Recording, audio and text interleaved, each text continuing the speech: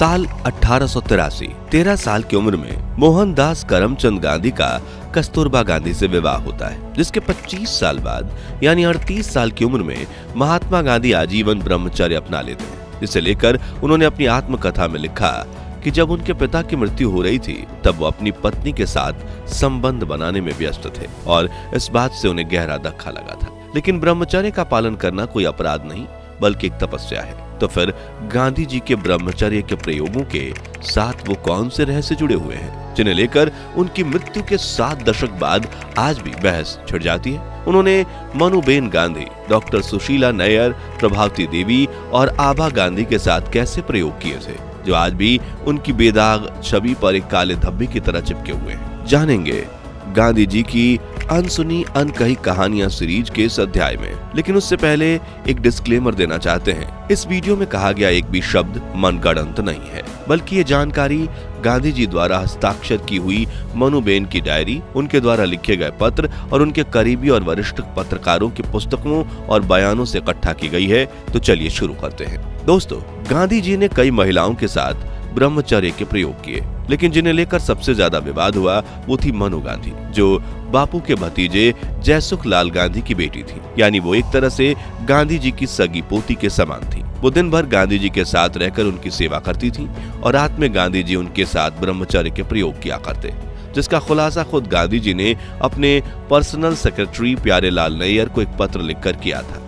30 दिसंबर 1946 के दिन लिखे इस पत्र में गांधी जी लिखते हैं, मैं उसे यानी मनु को अपने पास सोने दे रहा हूँ। वो बिना कोई कपड़े पहने सोती है, लेकिन गहरी नींद सोती है। जब भी कोई काम हो उसे जगाना पड़ता है, चाहे रात के 2 बजे हो या 3। मैं इसे अच्छी निशानी मानता हूँ कि वह इस तरह से सो पाती है। और इस पत्र को आप खुद भी पढ़ सकते हैं, जहाँ ये पत्र संपूर्ण गांधी वाङ्मय के खंड 94 के पेज नंबर 367 पर आप पढ़ सकते हैं। इस किताब की सत्यता पर आज तक किसी ने सवाल नहीं उठाया, क्योंकि इसे भारत सरकार के निर्देशन में छापा गया था। आपको बता दें कि जिस वक्त गांधी जी मनुबेन के साथ ये ब्रह्मचर्य का प्रयोग करते थे, उस वक्त गांधी जी की उम्र 77 साल थी, जबकि मनु सिर्फ 19 साल की थी। मनु को पढ़ने लिखने का काफी शौक था, इसलिए 15 साल की उम्र में उन्होंने डायरी लिखना शुरू कर दिया था, जिसके 12 खंड आज भी भारत सरकार के नेशनल आर्काइव्स में सुरक्षित रखे गए हैं। मनु रोज रात सोने से पहले अपनी डायरी लिखती थी और अगले दिन सुबह गांधी जी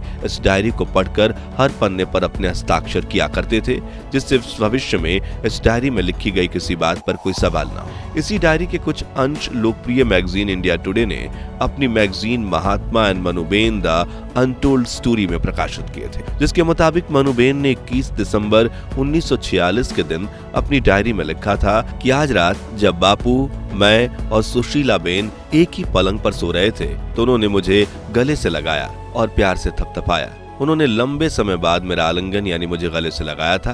फिर बापू ने अपने साथ सोने के बावजूद यौन इच्छाओं के मामले में मेरे मासूम बने रहने के लिए मेरी तारीफ की। दूसरी तरफ नोआखली में रात के अंधेरे में गांधी की बंद कुटिया में हो रही ये ब्रह्मचारी प्रयोग दुनिया के सामने आने लगे। हालांकि ये बात किसने फैलाई उसका कोई पुख्ता सबूत नहीं है, लेकिन गांधी और मनु के रिश्ते को लेकर हर तरफ बातें बनाई जाने लगी थी, जिससे दुखी होकर 31 जनवरी 1947 के दिन मनु अपनी डायरी में लिखती हैं, मुझे संदेह है कि अफवाहें फैलाने के पीछे अस्तमुल्लाह बहन, सुशीला बहन और कनु भाई कहाँ थे।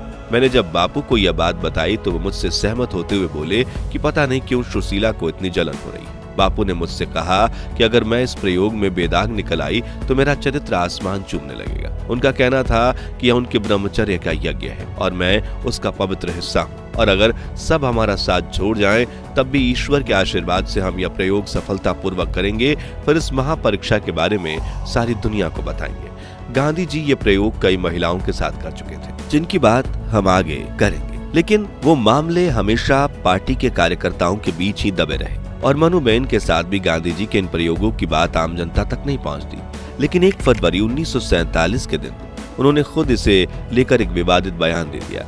उन्होंने अपनी प्रार्थना सभा में मौजूद हर व्यक्ति के सामने अपने प्रयोगों की बात को स्वीकारते हुए कहा, मैं नहीं चाहता कि मेरे निर्दोष आचरण को लेकर कोई गलतफहमी हो। मेरी पोती मनु मेरे साथ रहती है, वो मेरे साथ एक ही बिस्तर पर सोती है। मैं जो यज्ञ कर रहा हूँ यह उसका पवित्र अंग है। मेरे इस प्रयत्न की सफलता के लिए आप मुझे आशीर्वाद दें। मुझे पता है कि मेरे इस आचरण की मेरे मित्रों ने भी आलोचना की है, लेकिन अपने मित्र की खातिर भी मैं अपने कर्तव्य से बेमुख नहीं हो सकता। इस भाषण के बाद हर अखबार में गांधी जी और मनुबेन को लेकर खबरें छपने लगी और पूरे भारतवर्ष में हैरानी का माहौल फैल गया। सरदार पटेल ने भी एक पत्र में उन्हें यह प्रयोग रोकने की बात कही, लेकिन गांधी जी नहीं माने। फिर गांधी जी की मौत के बाद उनके बेटे देवदास गांधी ने मनुबेन को कहा था कि तुम अभी छोटी हो, तुम्हारे पास मूल्यवान साहित्य है, तुम अपनी डायरी में लिखी बातों को किसी को मत बताना, जिसका जिक्र मनुबेन ने अपनी किताब बापू की अंतिम झांकी में किया है। खैर, अब मनुबेन महुआ नाम के एक छोटे से गांव में जाकर बस गईं, जहां उन्होंने एक छोटा सा स्कूल और महिलाओं की सुरक्षा के लिए एक संस्था की नींव डाली।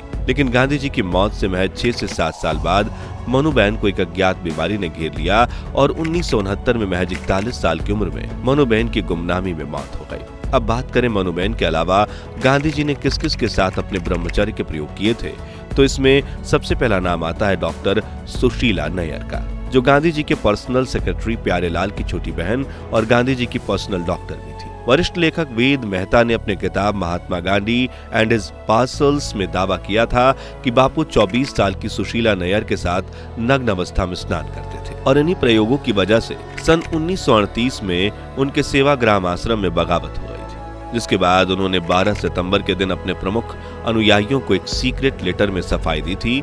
उन्होंने लिखा था कि जब मैं नहा रहा होता हूँ तो उसी समय सुशीला को भी नहाने देता हूँ। नहाते समय मैं अपने शरीर को उसकी साड़ी से ढक लेता हूँ। जब वो नहा रही होती है तो उस समय मैं अपनी आंखें जोर से बंद कर लेता हूँ। मुझे ये नहीं पता कि वो नग्न नहाती है या अंतवस्त्र पहनकर नहाती है। मैं आवाज से बस ये अनुमान लगा पाता हूँ कि वह साबुन का इस्तेमाल कर रही है, और इस बात का जिक्र मनुबेन ने अपनी डायरी में भी किया था, जिस पर गांधी जी के हस्ताक्षर थे। सुशीला के अलावा गांधी बापू के इन ब्रह्मचर्य के प्रयोगों से प्रभावती देवी का भी नाम जोड़ा जाता है, जो समाजवादी नेता जयप्रकाश नारायण की धर्मपत्नी थी, जिन्होंने जयप्रकाश नारायण से शादी करने के तुरंत ही बाद गांधी जी से प्रेरित होकर आजीवन ब्रह्मचर्य का पालन करने का प्रण लिया था, जिससे जेपी बिल्कुल खुश नहीं थे, क्योंकि उन्हें बच्चों से काफी प्यार था। लेकिन प्रभावती के प्रण की वजह से वो न सिर्फ जीवन भर इस खुशी से वंचित रहे, बल्कि उन्हें ना चाहते हुए भी ब्रह्मचर्य का पालन करना पड़ा, और उन्होंने इसके लिए गांधी जी को कभी माफ नहीं किया।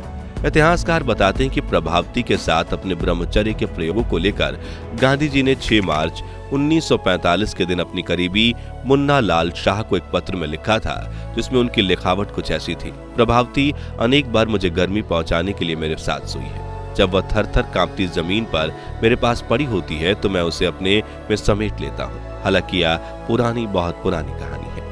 गांधी जी के जीवन के इस विवादास्पद पहलू का अंतिम पात्र थी आभा गांधी, जो करीबी रिश्तों में गांधी जी की बहू लगती थी। जी हाँ, आभा गांधी जी के भतीजे कन्नू लाल गांधी की पत्नी थी। इन प्रयोगों को लेकर आभा ने वरिष्ठ लेखक वेद मेहता को बताया था कि जब वह 16 साल की थी तब उन्हें गांधी के साथ सोने के आदेश दिए गए थे। उस वक्त आभा बहन को यह लगा कि गांधी को ठंड लग रही है, इसलिए उन्हें गांधी को गर्म करने की जिम्मेदारी दी गई। गांधी ने खुद को 6 मार्च 1945 के दिन मुन्ना लाल शाह को पत्र लिखा और इस बात का जिक्र करते हुए कहा कि आभा के बाद में जाकर उनके साथ सोने से इनकार कर दिया, और इस पत्र को आप संपूर्ण गांधी वांग्मय किताब में पढ़ सकते हैं। चलिए अब जानते हैं कि आखिरी ब्रह्मचर्य को लेकर गांधी जी की परिभाषा क्या थी। इसका जवाब खुद गांधी जी ने 8 मार्च 1947 के दिन राजकुमारी अमृत कौर को लिखे पत्र में दिया है। उन्होंने लिखा है कि जो मनुष्य काम वासना से हमेशा दूर हो, जो सदा ईश्वर की भक्ति करते हुए सुंदर से सुंदर स्त्री के साथ नग्न अवस्था में लेटे और उसके बाद भी उसे रत्ती भर भी यौन उत्तेजना ना हो,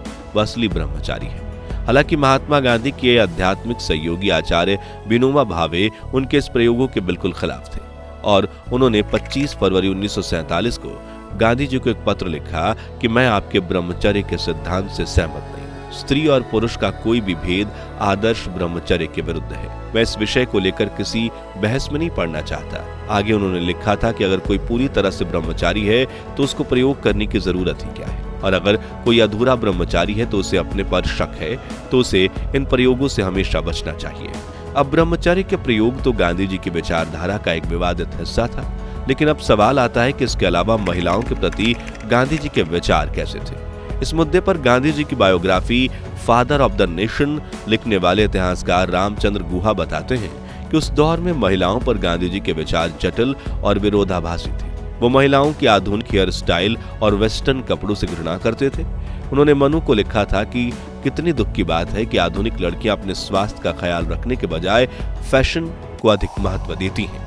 वो महिलाओं के पर्दा रखने की भी आलोचना करते थे। वो कहते थे कि इससे महिलाओं के स्वास्थ्य को नुकसान पहुंचता है, क्योंकि उन्हें पर्याप्त हवा और रोशनी नहीं मिलती, इसलिए वो रोगग्रस्त रहती हैं। वहीं दूसरी तरफ बापू यह भी मानते थे कि महिलाओं को पुरुषों के बराबर अधिकार मिलना चाहिए। वो कहते थे कि महिलाओं को खुद अपने अधिकार के लिए लड़ाई लड़नी चाहिए। गांधी जी ने सरोजिनी नायडू को कांग्रेस पार्टी का अध्यक्ष बनाया, जब पश्चिम में बहुत कम ही महिलाएं नेता थी। उन्होंने महिलाओं से शराब के दुकान के बाहर प्रदर्शन करने के लिए भी कहा। कई महिलाओं ने ब्रिटिश साम्राज्य के खिलाफ उनके नमक आंदोलन में बढ़ चढ़कर हिस्सा लिया। गुहा कहते हैं कि 1940 और 1950 के दशक में भारत में महिलाएं इतनी वशिष्ठ थीं जितनी कि उस दौर में अमेरिका में, और इसे गांधी के विचित्र ब्रह्मचर्य के प्रयोग के बावजूद उनकी महत्वपूर्ण और अज्ञात उपलब्धियों से गिना जाना चाहिए। ये तो हुई गांधी जी की व्यक्तिगत बात, लेकिन साल 1942 में गांधी जी द्वारा शुरू किए गए भारत छोड़ो आंदोलन ने कैसे अंग्रेजों की कमर तोड़ कर रख दी, और क्या नाथूराम गोडसे ने गांधी जी की हत्या करके देश पर एहसान किया? मैंने उस व्यक्ति पर गोली चलाई जिसकी नीति से हिंदुओं पर घोर संकट आए और हिंदू नष्ट हुए। इसलिए मैंने भारत माता का एक पुत्र होने के नाते अपना कर्तव्य समझा। जानेंगे महात्मा गांधी की अनसुनी अनकही कहानियों के सीरीज के चौथे और आखिरी अध्याय में। तो जल्दी से चैनल को सब्सक्राइब करके पास वाली घंटी जरूर बजा दीजिए, ताकि जब भी नई वीडियो अपलोड हो वो सबसे पहले आप तक पहुंचे। अगर आपने इस सीरीज के पिछले पार्ट नहीं देखे तो डिस्क्रिप्शन में दी गई लिंक पर क्लिक करके आप उन्हें भी देख सकते हैं। दोस्तों, गांधी जी के इस ब्रह्मचर्य के प्रयोगों पर आपकी राय क्या है? कमेंट्स में बताइए, और इस वीडियो को लाइक और शेयर करके राष्ट्रपिता महात्मा गांधी के जीवन से जुड़े इस विवादास्पद पहलू को हर भारतीय तक पहुंचाइए। मिलते हैं अगली वीडियो में। जय हिंद, जय भारत।